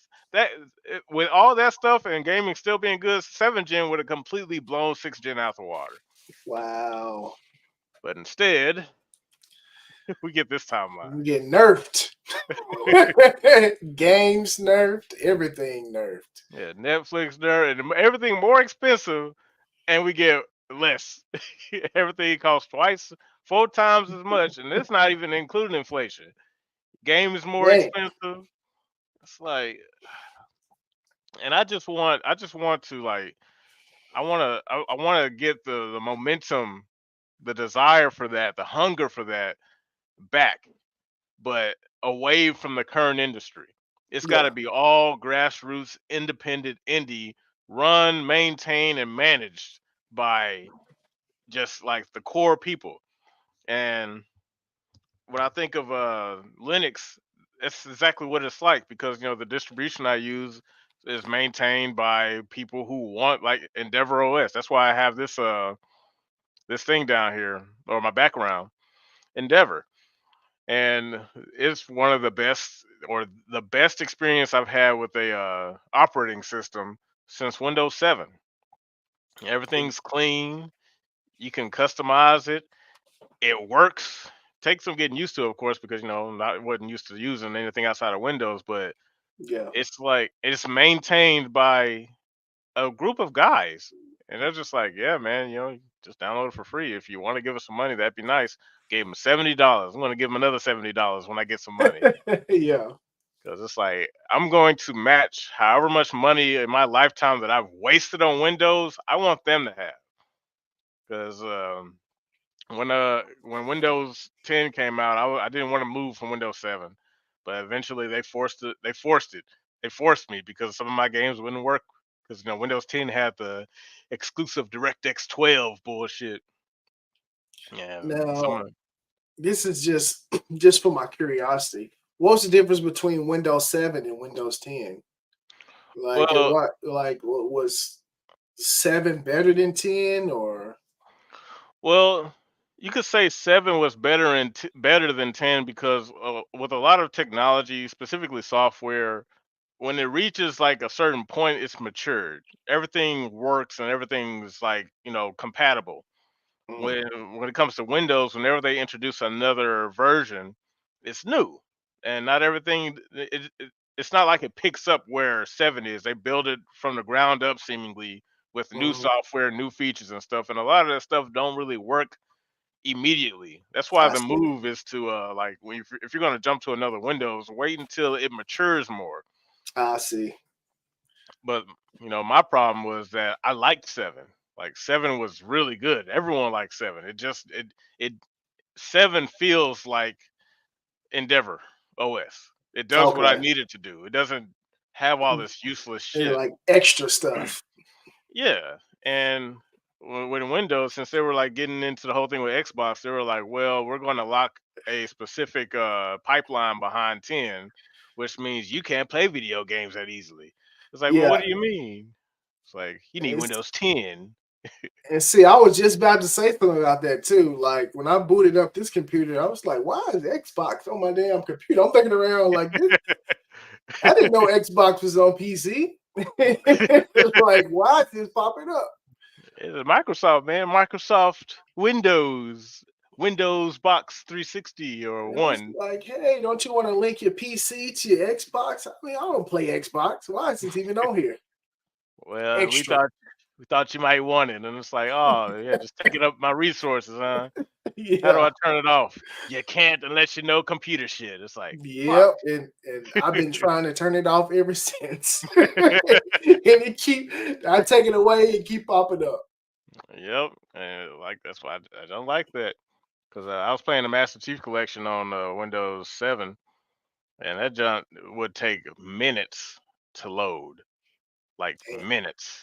And I'm like, okay, see, my computer was all right for the time. It wasn't like the newest shit, but it was pretty good.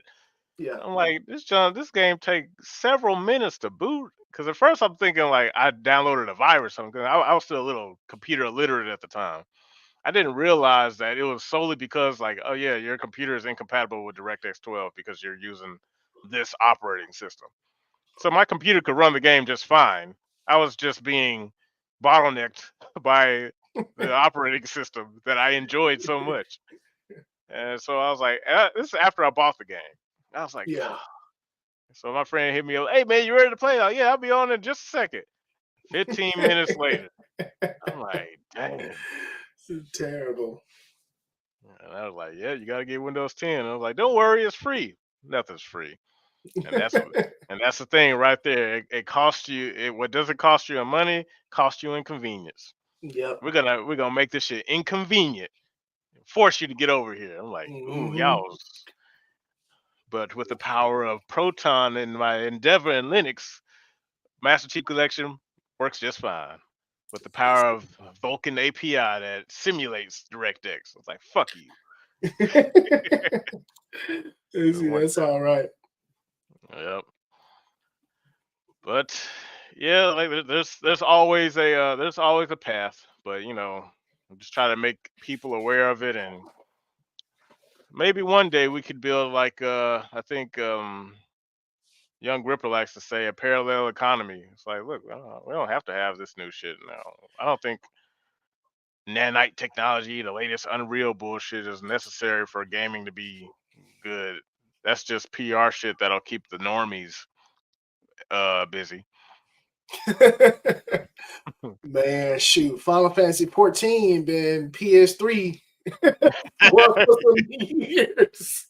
Yeah, and I'm still Hey, waiting for this thing to open. bro, Final Fantasy 14 been PS3 graphics since like what this month, last month?